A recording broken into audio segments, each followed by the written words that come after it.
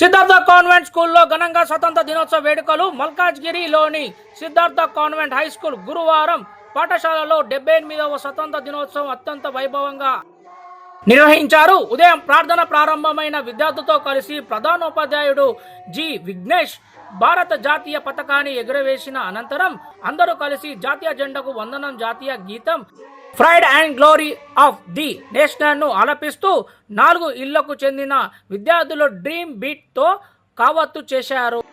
8వ తరగతి మరియు 9వ తరగతి విద్యార్థులు మాస్ డ్రిల్ మరియు రిబ్బన్ డ్రిల్ ప్రదర్శించారు. పాఠశాల త్రివర్ణ బెలూన్లు, అందమైన చార్టులు మరియు అనేక అలంకరించారు. జెండాలు, మధురమైన సంగీత మరియు నృత్యకారులు మనోహరమైన కదలిక మంత్రముగ్ధులను చేశాయి. స్వాతంత్ర సమర యోధులు వేషధారణలతో ప్రాథమిక విద్యార్థులు ఫ్యాన్సీ డ్రెస్, సాంస్కృతిక నృత్యాలు పాల్గొన్నారు. ఉపాధ్యాయులు మరియు విద్యార్థులు అనేక ప్రసంగాలు చేశారు.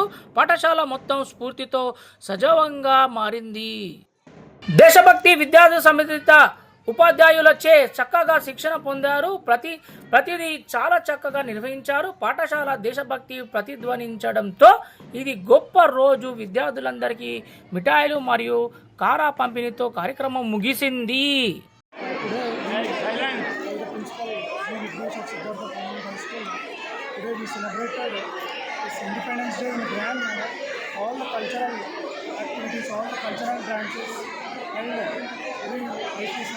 All the students showed their interest towards the patriotism, towards the country.